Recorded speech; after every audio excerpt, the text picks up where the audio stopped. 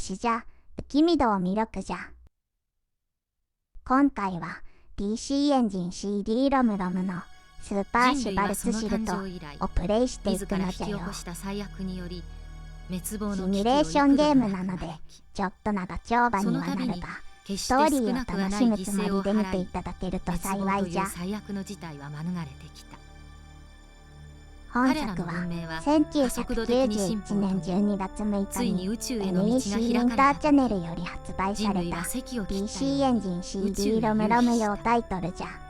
開発はシリーズの発売元である高画像スタジオが手掛けている。ジャンルはシナリオ重視の戦略シミュレーションじゃな。銀河英雄伝説のようなスペースオペラの世界観でスーパーロボット対戦のようなシナリオ重視のシミュレーションゲームといえば分かりやすいかもしれないのじゃ。もともと PC 用ゲームとして高画像スタジオより発売されていたシュバルツシルトシリーズがベースとなっている。シュバルツシルトは遥か未来の宇宙を舞台にした壮大なスペースオペラで、銀河帝国皇帝の生まれ変わりであるシン・オークレアとその仲間である108人の英雄たちの活躍を描いた未だ未完のシリーズじゃ。何しろ108人の仲間の一人であるバンヤ2の主人公はシュバルツシルト銀河の辺境にある小さな恒星系の中の小国の領主に過ぎず、その恒星系を統一するところまでが各作品のエンディングとなっている。シリーズ4作目にしてようやく真の主人公であるクレアが登場したくらいで、108人の仲間全部が登場し、物語が終わるのはいつになるのかというくらいに壮大な物語なのじゃ。続編が出なくなって久しいのじゃが、わしはこのシリーズが大好きなので、いつか新作が出るのを楽しみにしているんじゃよ。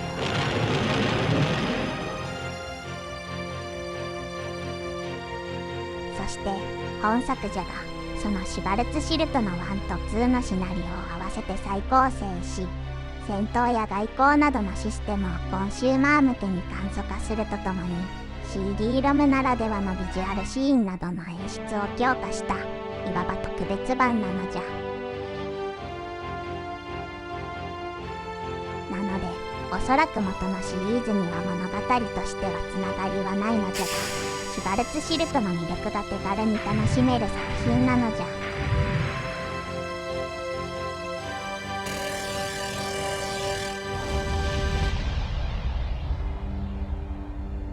このオープニングのビジュアルシーンを見て心惹かれる人はぜひプレイする価値ありじゃ。な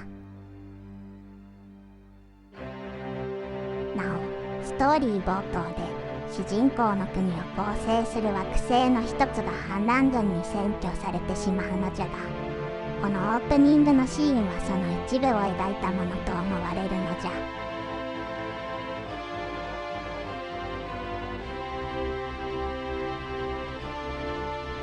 ちなみにこのタイトルで流れているのはシュバルツシルトのテーマ曲として PC 版からずっと使われている定番曲なのじゃ。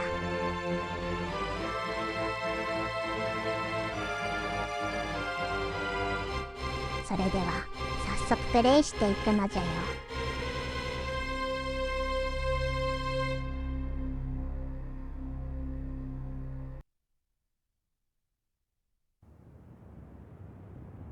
大銀河シュバルツシルト。その辺境に散らばる小宇宙の中に十数個の国々からなるソマリという名の星系があった。この数十年銀河中枢の争いに巻き込まれることもなく平和な日々を送ってきたこの星系に今戦いの火の手が上がろうとしていた。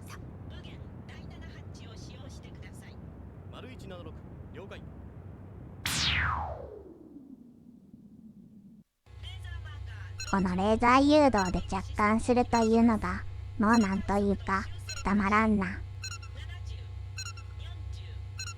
カタパルトに基体の影が落ちるといい演出も細かい。DC 版のシリーズも毎回中間体ものが好きな人たちをうならせるオープニングビジュアルが売りの一つじゃったのじゃよ。DC エンジン版ではフルサイズでビジュアルシーンが見られるのが嬉しいな。隣国で起こった武力衝突の平和的解決に向けて、とある国王が仲介に立とうとした。しかしその国王の治める国に突然反乱が起こり、一発の凶弾が国王と和平を亡き者にしてしまったのだ。突然国王を失った臣民たちの国はオーラ・クルムという。王には国元を離れ留学中であった皇太子がいた。知らせを受けた皇太子は急ぎ母国へと向かった。母上はいかがなさっておられる？あまりにも突然のご不幸、知らせをお聞きになるや伏せってしまわれたよし。医師どもは心配ないと申しておりますが、ご心中を察するとあまりにもお痛ましく。ドラゴンボールのピッコロやガンダムの開始伝役で有名な古川敏夫氏が冷静劇的な王子役を演じているのがまたかっこいいのじゃよ。で、反乱軍はどうした？反乱の首謀者は第二艦隊のザルツ提督と思われますが、第三艦隊も支配下に置いている模様で。第三艦隊？確かヒルデン大佐だったな。ヒルデンはザルツの甥にあたります。謀反人どもは国王陛下を暗殺に及ぶや惑星ナッソスを制圧して独立を宣言いたしました。独立の大義は？誠にたわけた申しようで、独裁者からの解放と理想の新体制だと。誠にたわけた申しようで。独裁者？我が父がな。皆怒り狂っております。一体どう捏造すれば国王陛下を独裁者などと言えるのか。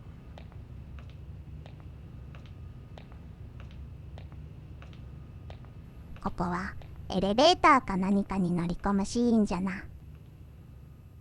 容量が限られているので、少ない動きで効果的に見える演出の工夫が随所にあるのじゃよ。あやつらの背後にはロッサリアがおりますゆい。軍事国家が理想の新体制なのか。惑星ナッソスの住民も困惑しておる模様で、表立った意思表示はございませんが、すでに抵抗組織が全土で結成されております。反乱を起こすには策がなさすぎるな。ロッサリアとしてはトリスティア制圧の時間稼ぎに過ぎないのでは。しかも国王陛下のお命が最大の目的だったのでしょう。完全にやられたわけか。反乱軍相手で精一杯の我らがトリスティアの力になれるとは思えんわ。で、戦況は？現在主勢中域で我が艦隊が反乱軍と睨み合っております。主勢中域？主勢アリウスを望むとは、あやつらも欲が深い。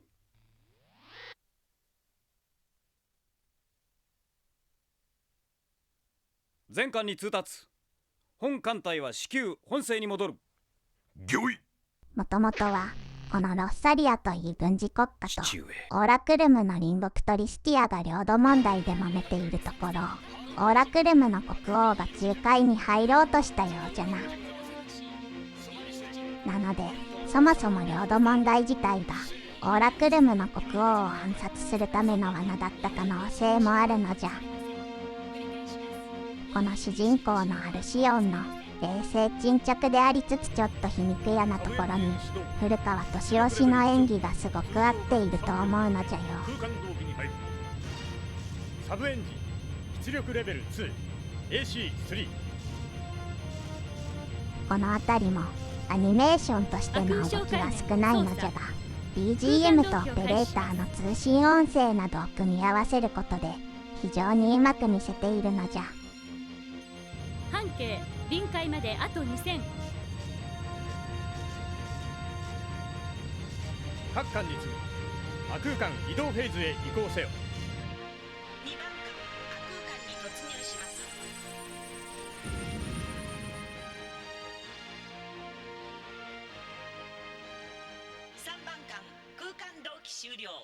誰か情報軍の中央紹介センターを呼び出してくれ。空中に映像パネルが開くこの演出、わしのお気に入りの一つじゃ。宇宙図上で現状報告を頼む。かしこまりました。3960年3の月までの状況です。惑星ナソスを制圧した反乱軍は目下全艦隊を主星中域に展開させております。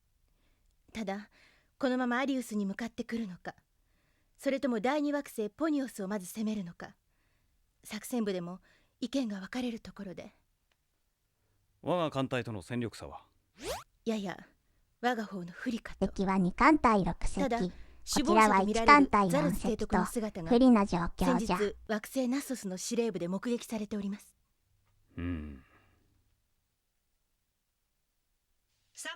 ザルツはナッソスに残った。我が目標は惑星ナッソスか。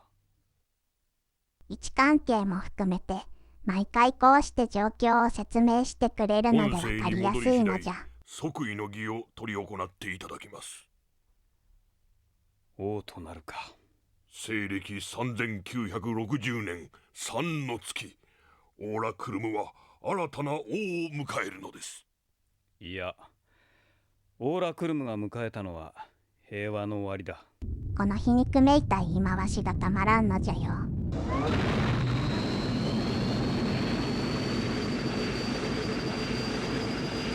エピソード1は反乱軍の討伐じゃ。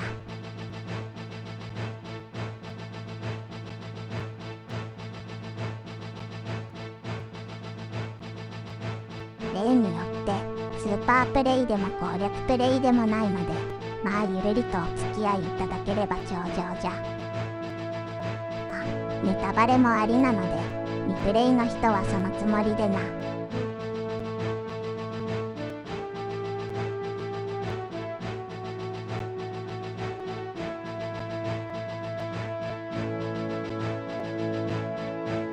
登場する惑星も3つのみと非常にシンプルで、基本的なシステムを理解しやすくなっている。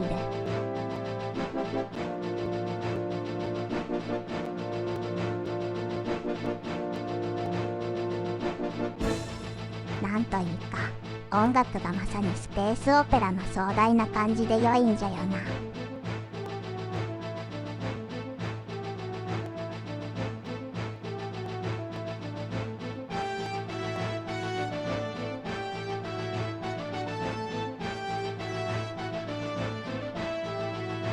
ちなみにオーラクルムなどの国名や基本的なストーリーはシュバルツシルト2がベースになっているのじゃが、この最初の反乱軍のエピソードだけはワンのものが取り込まれているのじゃ。チュートリアルとしては最適な展開じゃな。エ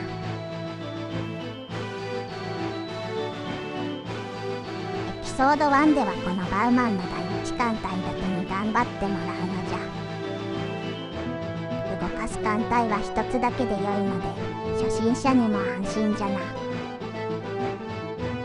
本作はターン制じゃ。毎回ターンの初めにそのターンごとに得られた収入と現時点での所持資金総額が表示される。何もない注意機でボタンを押すと情報ウィンドウが開く。ライブラリでは先ほどのターンごとの収支情報が確認できる。各国情報ではそのエピソードに登場する国名やその概要を見ることができる。直接ゲームの攻略に影響はしないが、まあよりストーリーを理解するためには見ておくと良い。だんだんと国が増えてくるとややこしくなってくるのじゃ。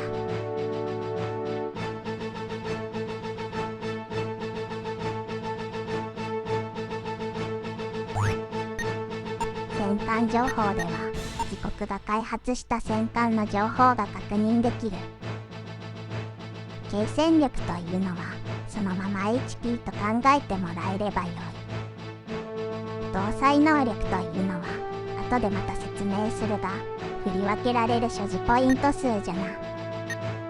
もちろん多ければ多いほど良いのじゃ。続いては惑星ごとのコマンドじゃ。こちらのライブラリではその惑星の情報を見ることができる。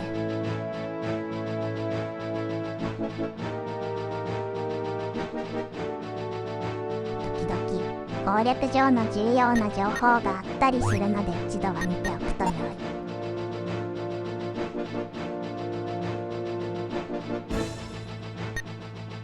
今回はこの惑星ナッソスを占領するのが目的じゃな。また主星は使徒のようなもので、ここが敵に取られると敗北となる。主星だけで行えるコマンドとして研究と小惑星探査があり、これが非常に重要じゃ。研究で資金を使うことで新型戦艦の完成を早めることができる。このゲームは戦艦の性能が戦闘に直結するので、この研究には最優先で資金を使うのじゃ。というか、もうこれだけでも良いくらいじゃ。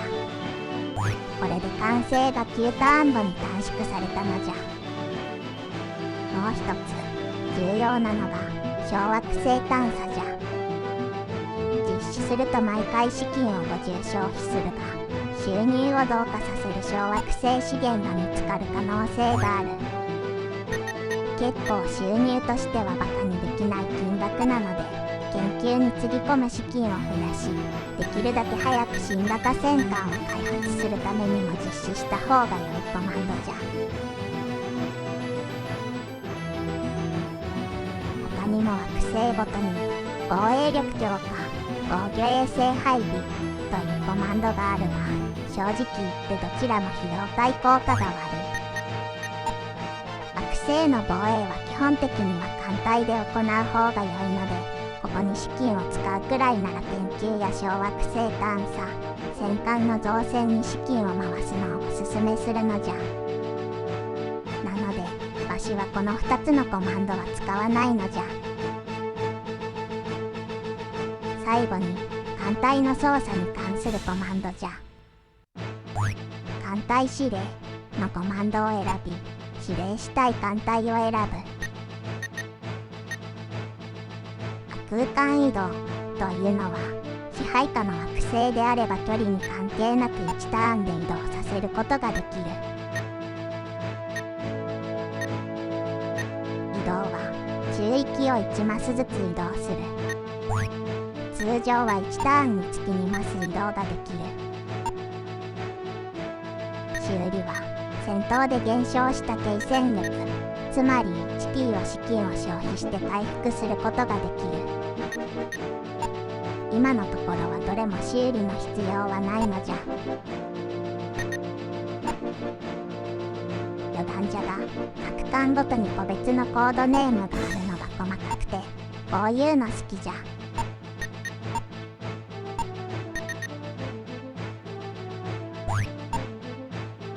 階層コマンドは結構重要じゃ。各戦艦には使用可能なポイント数があり、そのポイントを各項目に振り分けることで性能が大きく変化する。シールドは防御力、キャノンは対艦対戦の攻撃力、ボムは対惑星戦の攻撃力、スコープは攻撃可能範囲、スピードは戦闘時に動けるマスの数に影響する。余ったポイントはパーツにしておくことで行軍中の修理に使うことができるのじゃ。このうちボムについては基本的に不要じゃ。なぜかというと、惑星を占領するのにわざわざ惑星に攻撃する必要がなく、周囲の防衛衛星を全て倒せば占領できてしまう。防衛衛星はキャノンで破壊できるため、ボムを使用する必要がないのじゃ。これは正直、本作のゲームシステムとしての不備で、続編では大きくシステムが変更されている部分じゃ。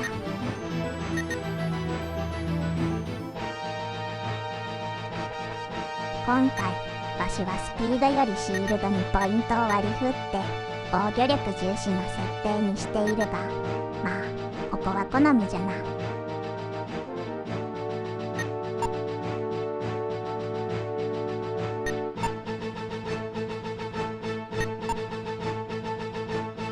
覧の通り勝手に初期設定されている時もあるので、新型戦艦を手に入れたり新規の艦隊が加わった時はまず階層を忘れずに。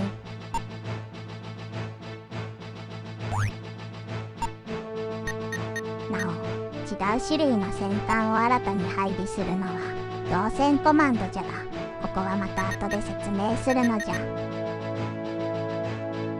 さて、それではゲームを進めていくのじゃ。主勢の目の前にいるのは敵の2艦隊なので、まずはこれを撃破じゃ。といってもこちらは1艦隊しかないので、どちらかしか攻撃はできない。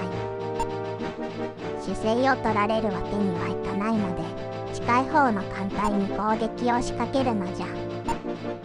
1艦隊同士の戦いであればこちらは4隻、敵は3隻なのでこちらが有利じゃな。戦闘は攻撃を仕掛けた方が先手で、あとは交互にチェスのように動かしていく。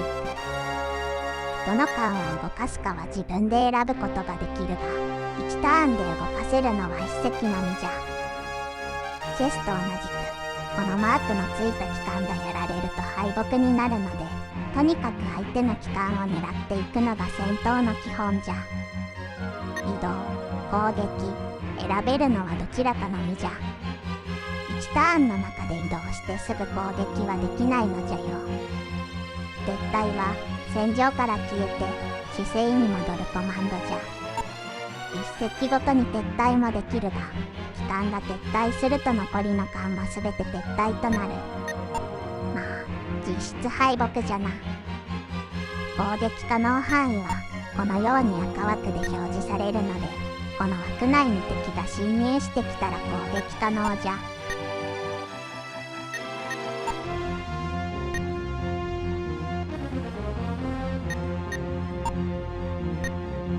このように機関を集中狙いすることでノーダメージで無事に撃退できたのじゃ。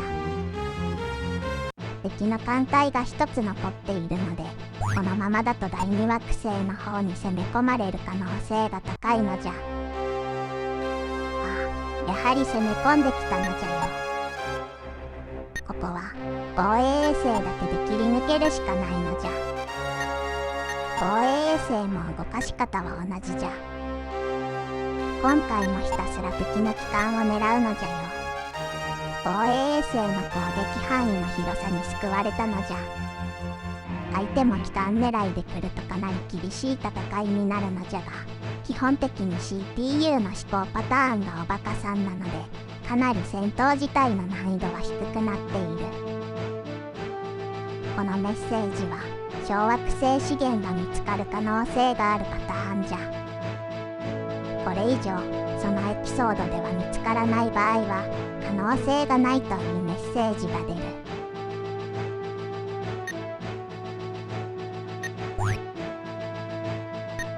さて、一旦主勢の危機は去ったので、ポニオスには空間移動して新型戦艦が完成するまでしばらく敵を足止めじゃ。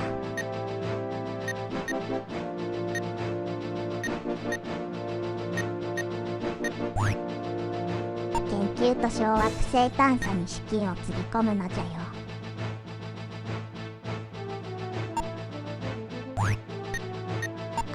今後は戦闘は倍速でお送りするのでよろしくな。敵はナッソスから来るので、第2惑星のポニオスさえ守れれば主星まで来られることはないのじゃ。支配下の惑星が減ると収入も減ってしまうので、この2つの惑星は死守するのじゃ。新型戦艦の研究が終わるまでの我慢じゃよ。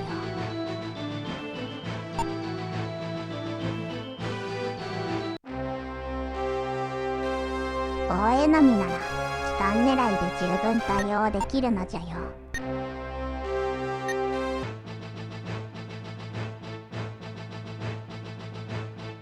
なかなか小惑星資源が見つからないのじゃ。これはランダムなのでもう運じゃな。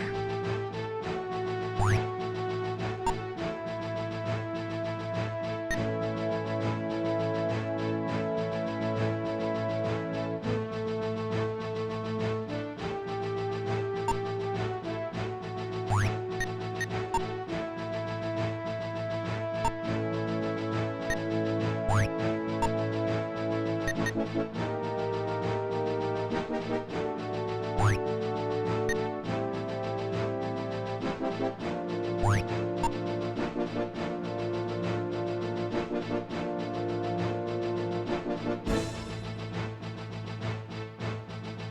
々このように先端のパワーアップについてのお知らせが来ることがある。これは先端のパワーアップの上限が向上したということじゃ。ポイントが余っていれば振り分けることで強化できるし、余っていなくても振り分け方を変えることで性能を変化させることができるのじゃ。これらは先ほどの階層コマンドで設定ができる。今回はスピードの上限が今までの2ポイントから3ポイントに上がったのじゃ。ポイントの余りがないので振り分けは変えないのじゃが、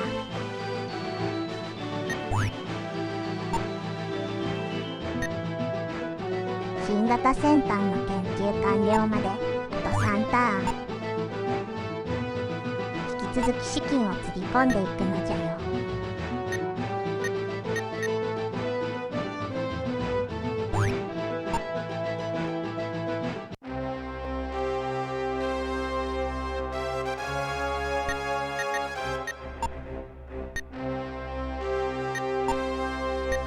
戦闘の音楽もまたいいんじゃよな。リンエーデンもクラシックを使っていたが、スペースオペラにはこういう音楽がよく合うのじゃ。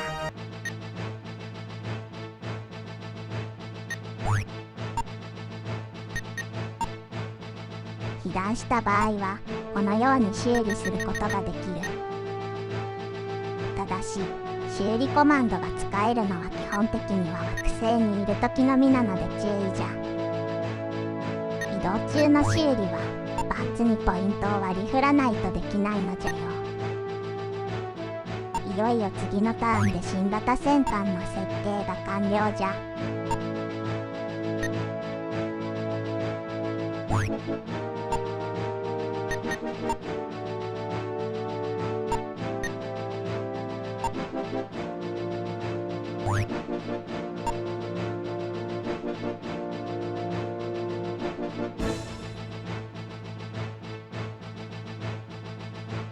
やっと小惑星資源が見つかったのじゃ。1ターンでプラス90は結構大きいのじゃよ。そして新型戦艦のブリライト級が完成じゃ。継戦力、つまり HP が2倍、ポイントもプラス4とかなりの戦力向上じゃ。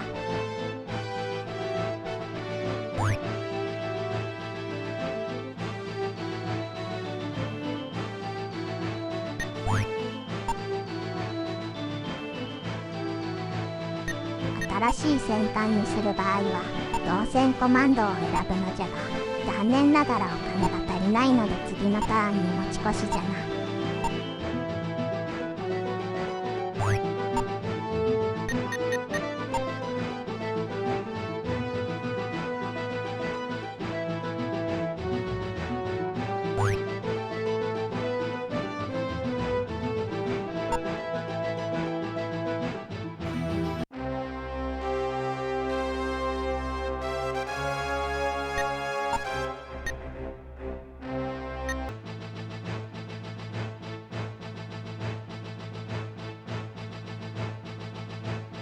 資金も増えたので早速新型戦艦を配備するのじゃよ。どの戦艦をまず変更するか悩ましいが、やはり機関がやられると敗北なので機関から変更するのじゃよ。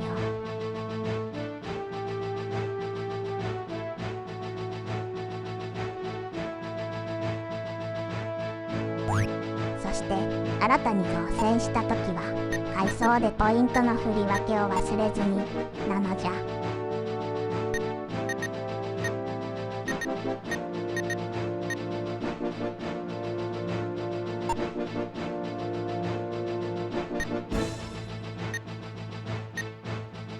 ボムはいらないのでその分キャノンとスピードにプラスじゃな。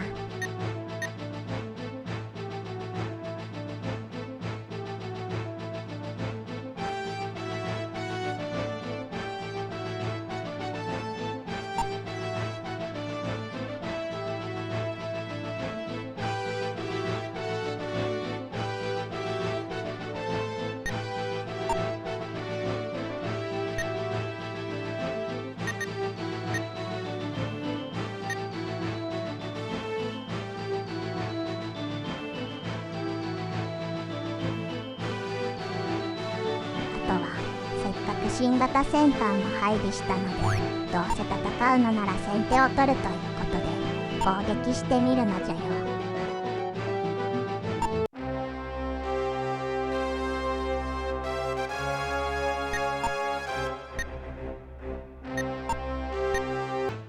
新型戦艦の出番がなかったのであまり変わらなかったな。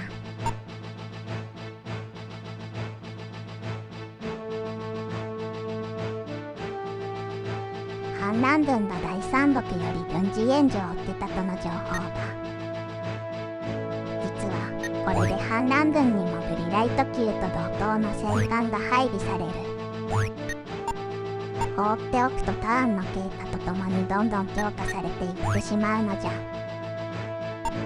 ただこちらも資金がないのでまだ追加でブリライト級を増やせないのが辛いところじゃな。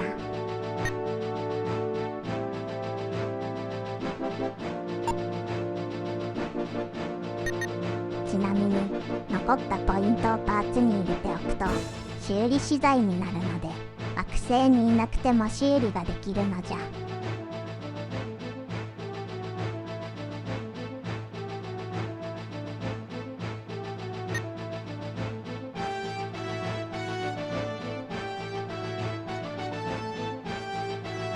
とりあえずできることは敵の相当のみじゃな。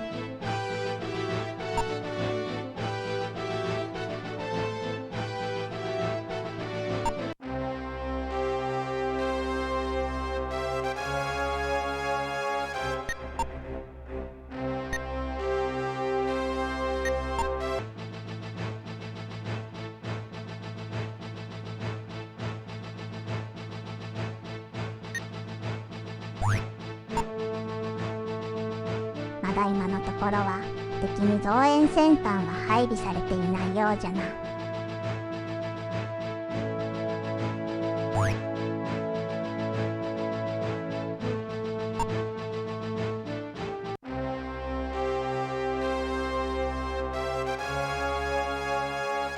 さすがブリライト級はシールドが1段階違うので受けるダメージも少ないのじゃ。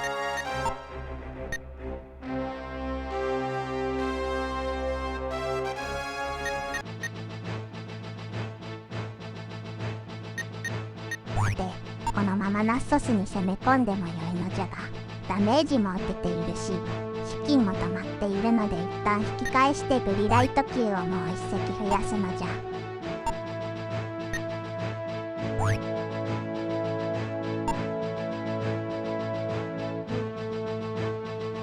お、今度はシールドの上限が上がったようじゃ。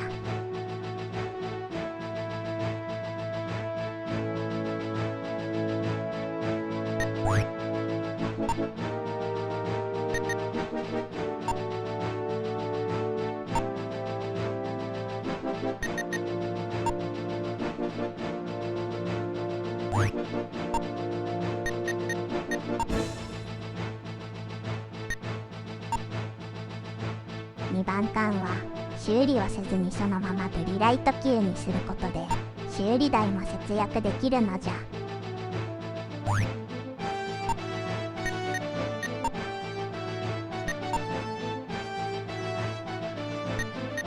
先ほどと同様に階層でポイントの振り分けを忘れないようにな。スピードにポイントを振り分けるか悩ましいところじゃがシールドで防御力を取るのじゃ。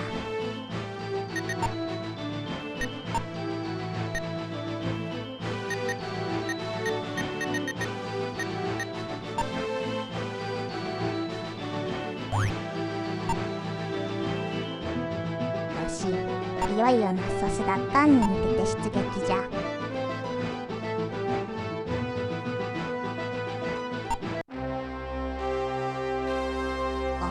敵に新たにハルボーン級というのが増えているのじゃ。こ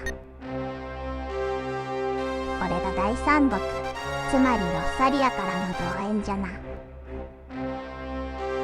ルボーン級はブリライト級と同等の性能じゃ。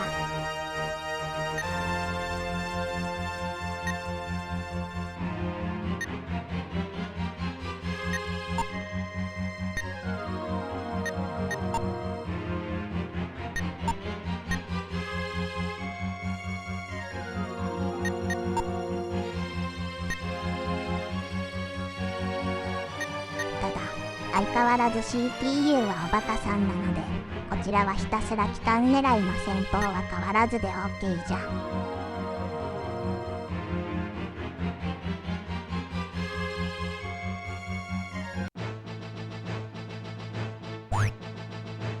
カルボーン級が敵の機関でなくてよかったのじゃよ。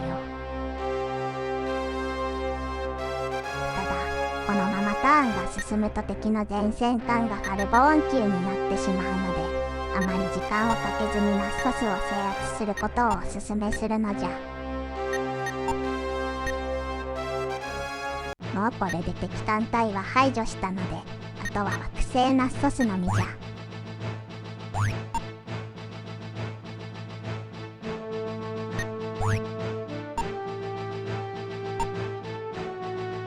惑星戦に出撃じゃ。惑星戦といってもそれほど変わることはなく、勝利条件は惑星本体の防衛力をゼロにするか、周囲の防衛衛星を全て破壊するかのどちらかじゃ。惑星本体の防衛力はボムの攻撃力によって与えられるダメージが違ってくる。わしはボムにはポイントを全く振り分けていないので、防衛衛星の破壊狙いでいくのじゃよ。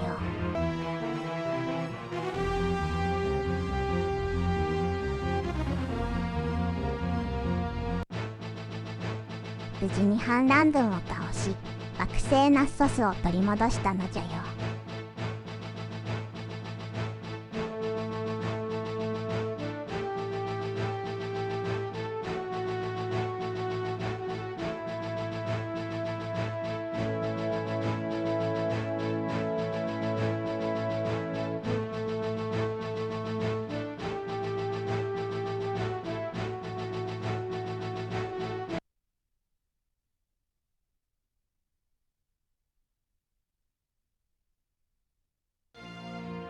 トリスティア最高主席より緊急回線にて通信が入っております。アルシオン、一言お礼が申し上げたく緊急回線を使わせていただきました。お別れの時が参ったのです。数々のご厚情、トリスティア国民一同を代表してお礼申し上げます。我がトリスティアは今その歴史の幕を閉じようとしております。ロッサリア艦隊の魔の手がついに母なる星オーディにまで及んだのです。しかしロッサリアの思惑通り反乱鎮圧に時間を取られてしまったため、隣国のトリスティアの命運は風前の灯火のようじゃ。最後まで戦ってくれた臣民たちを残して。あなたが命を落とすことで残された国民たちはロッサリアの圧政を免れることができるのですか。今だけを見ていてはなりません。あなたに今その地で死ぬ権利などないのです。国民の未来のために生き延びる義務だけがあるのです。ロッサリアの次の狙いはオーラクルムでしょう。我々、そしてトリスティアの領土を奪回するためにもあなたの力は不可欠です。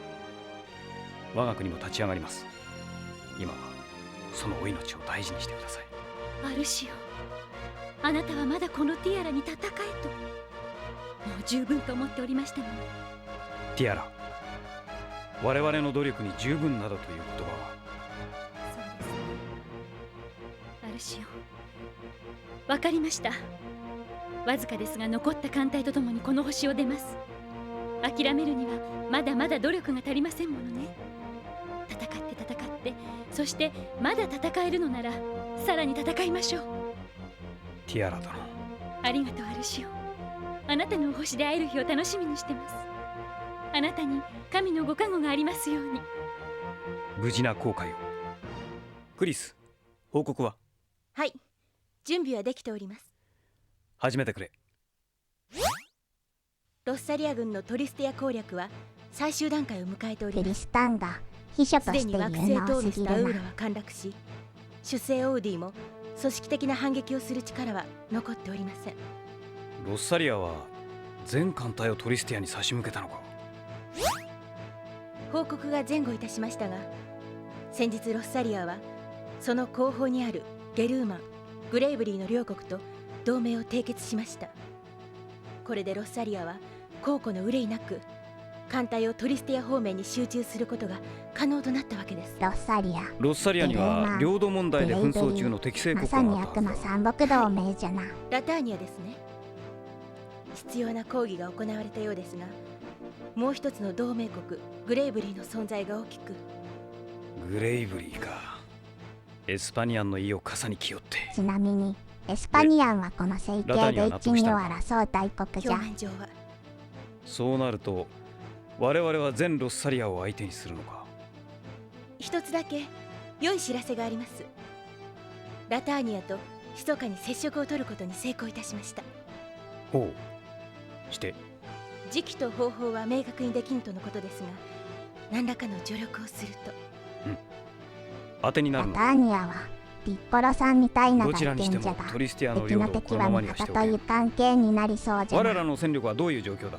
次はロッサリアとの戦いということで、今回バーマンはここ少将までじゃ。機の第一艦隊にグリライト級戦艦を4隻預けております。人も船も足りんな。陛下。では次回もよろしくな。